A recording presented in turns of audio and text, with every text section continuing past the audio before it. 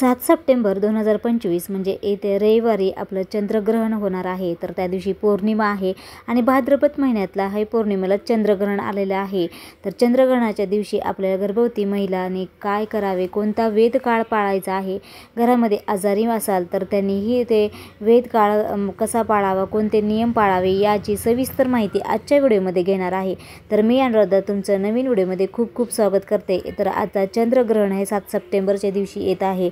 तर बघा खग्रास चंद्रग्रहण आहे। तर हे चंद्रग्रहण भारतामध्ये दिसणार आहे, त्यामुळे हे वेद काळ व नियम पाळायचे आहेत। तर बघा शास्त्रानुसार हे कोणी पाळतं तर कोणी यावर विश्वास ठेवत नाही, म्हणजे कोणी पाळतं तर कोणी पाळत नाही। पण शक्यतो खरं तर शास्त्रानुसार गर्भवती महिलाने नक्कीच हे पाळायचं आहे। जेवढं शक्य होईल तेवढं पाळण्याचा नक्कीच तुम्ही प्रयत्न करायचा आहे। बघा गर्भवती महिलाला बरेच खूप प्रश्न पडलेला आहे की वेद काळ कधी आहे आणि कधीपासून संपणार आहे। तर या वेद काळामध्ये काय करावे आणि काय करू नये हे गर्भवती महिलांना खूप प्रश्न पडलेला आहे।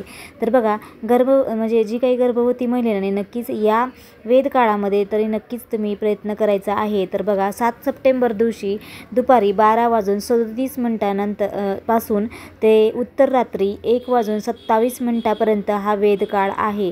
तर बघा ग्रहण काळ आणि वेद काळ हा खूप वेगवेगळा असतो, त्यामुळे बघा जे काही सामान्य व्यक्तीसाठी सुद्धा हे ग्रहण काळ म्हणजे दुपारी 12:37 पासून ते रात्री 1:57 पर्यंत म्हणजे 2 वाजेपर्यंत आहे। तर बघा त्या ग्रहण काळामध्ये बघा कोणी घरामध्ये तुमच्या वृद्ध महिला माणूस कोणी आजारी असेल किंवा गर्भवती महिला आहे तुमच्या घरामध्ये, तर त्यांनी हे नियमाचं नक्कीच म्हणजे त्या काळामध्ये नक्की शक्यतो गर्भवती महिलाने 7 सप्टेंबर किंवा आणि 8 सप्टेंबरला घराच्या बाहेर पाडू नये। आणि बघा जर तुमच्याकडे जर ते जर दिवसभर तुम्हाला पाळणं होत नसेल तर संध्याकाळी 5:15 ते रात्री 1:27 पर्यंत नक्कीच हे तुम्ही पाळायचे आहे। जर तुमच्यामध्ये कोणी आजारी आहे तर ते बघा त्या काळामध्ये मूत्र विसर्जन करायचं नाही आहे।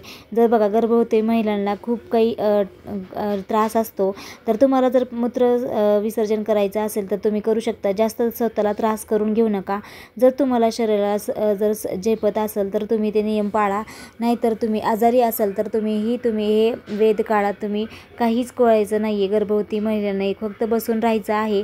आणि बघा जर तुम्हाला गर्भवती महिलांना जर बघा 12:37 पासून ते रात्री 1:57 पर्यंत तुम्हाला पाळणं नाही झालं तर बघा तर त्या दिवशी म्हणजे 7 सप्टेंबरच्या दिवशी रात्री 9:57 ते रात्री मध्यरात्री 1:27 पर्यंत म्हणजे ग्रहण काळ फक्त 3.5 तासाचा आहे। तर त्या काळामध्ये शक्यतो गर्भवती महिलेने 3.5 तास तरी नक्की काहीच करायचं नाही, फक्त बसायचं आहे। बघा ग्रहण काळ म्हणजेच पुण्यकाळ आहे। ग्रहण काळ म्हणजेच जे काही पुण्यकाळ असतो तर त्या पुण्यकाळामध्ये आपल्याला मंत्र जप करायचा आहे, नामस्मरण करा।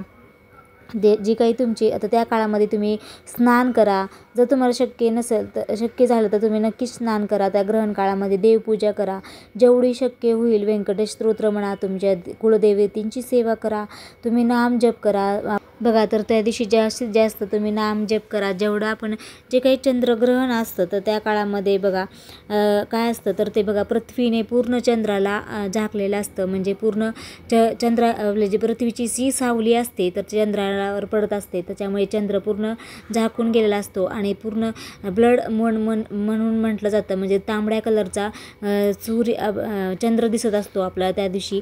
तर त्यामुळे पूर्ण चंद्र आपला झाकलेला असतो पृथ्वीने, तर त्यामुळे त्यावेळेस आपलं चंद्रग्रहण होत असतं। तर या काळामध्ये मंत्रसिद्धी करतात। बघा जी काही पहिल्या काळी जी काही आपले हे होते ऋषीमुनी होते, नदीकाठेमध्ये जाऊन नदीमध्ये म्हणजे नदीमध्ये थांबून तर ते मंत्रसिद्धी करायचे। बघा या काळामध्ये मंत्रसिद्धी करतात आणि ते करणं खरंच खूप गरजेचं असतं। म्हणून आपण गर्भवती महिला असाल किंवा तुम्ही आजारी असाल जर शक्य होईल तेवढं पाळायचा प्रयत्न नक्कीच करा, कारण पाळणं हे खरंच खूप महत्त्वाचं वाटतं, कारण माझं हे वैयक्तिक महत्त्व आहे पाळणं। तर तुमच्याकडे जे पाळत असाल तर तुम्ही नक्कीच पाळा, पण त्यावेळेस मंत्र जप करणे खरंच खूप महत्त्वाचं आहे। आणि त्या दिवशी तुम्ही सत्यनारायण पूजाही करू शकता. बघा पौर्णिमा आहे, भाद्रपद पौर्णिमा आहे आणि त्या दिवशी चंद्रग्रहण आला आहे, तर असं नाही आहे की करायचं नाही, पण त्या दिवशी तुम्ही देवपूजा वगैरे करू शकता, सत्यनारायणची पूजा करू शकता. जेवढे काही तुम्ही पूजा पाठ करेल तेवढं खरंच खूप चांगलं असतं, कारण ते पुण्य काळ असतो. त्या काळामध्ये खरंच मंत्रसिद्धी करत असतो. तर त्याच्यामुळे आपण नाम जप करा, स्वामींचा जप करा, आपल्या गुरूंचा जप करा, तुम्हाला जेवढी शक्य होईल तेवढी सेवा करा. आणि बघा चंद्रग्रहण म्हणजे संपल्यावर नंतर आपण दुसऱ्या दिवशी म्हणजे चंद्रग्रहण आपण त्या दिवशी रात्री झोपणार आहोत, तर त्या दिवशी सकाळी उठल्यावर आपण प्रत्येकावर तुळशीपत्र टाकायचं आहे. बघा त्या दिवशी आधीच तुळशीपत्र तोडून ठेवा, जेणेकरून आधी चंद्रग्रहण सुटल्यानंतर आपण ते तुळशीपत्र जी काही आहे आपल्या पिठामध्ये, जी काही वस्तू आपण आपले दुधामध्ये, दहीमध्ये सगळीकडे तुम्ही तुळशीपत्र टाकायचं आहे. आणि अशा प्रकारे हा चंद्रग्रहण यावर्षीचा आहे आणि यावर्षीचा शेवटचा हा चंद्रग्रहण असणार आहे 2025चा. तर अशा प्रकारे तुम्हाला या काळामध्ये करायचं आहे. तर ही संपूर्ण माहिती देण्याचा नक्कीच प्रयत्न केलेला आहे. तर यावर्षी हा शेवटचा चंद्रग्रहण असल्यामुळे घाबरू नका. फक्त गर्भवती महिलेने कुठलीही गोष्ट करू नका, म्हणजे बाहेर पडू नका ह्या ग्रहणामध्ये, या वातावरणामध्ये बाहेर पडू नका आणि कुठलीही गोष्ट कापायची नाही आहे, कापायचं नाही आहे, शांत बसायचं आहे, नामस्मरण करायचं आहे. आणि चंद्रग्रहण जेव्हा लागतं म्हणजे 3.5 तासाचं जे काही तुम्हाला ग्रहण सांगितलं चंद्रग्रहण, त्यामध्ये फक्त जेवू नका, बाकी एवढंच पाळा गर्भवती महिलेने. आणि अशा प्रकारे ही चंद्रग्रहण आहे, त्याच्यामुळे कुठलंही टेन्शन जास्त घ्यायचं नाही आहे, काही घाबरायचं नाही आहे. तर अशा प्रकारे ही चंद्रग्रहण यावर्षीचे शेवटचे असणार आहे. तर हे व्यवस्थित मी सविस्तर सांगण्याचा प्रयत्न केलेला आहे. तर व्हिडिओ आवडला असेल तर नक्की चॅनल लाईक करा, शेअर करा, सबस्क्राईब करा. तोपर्यंत सगळ्यांनी काळजी घ्या आणि अशा छानशा व्हिडिओमध्ये पुन्हा भेटूया. तोपर्यंत सगळ्यांना श्री स्वामी समर्थ. जय जय स्वामी समर्थ.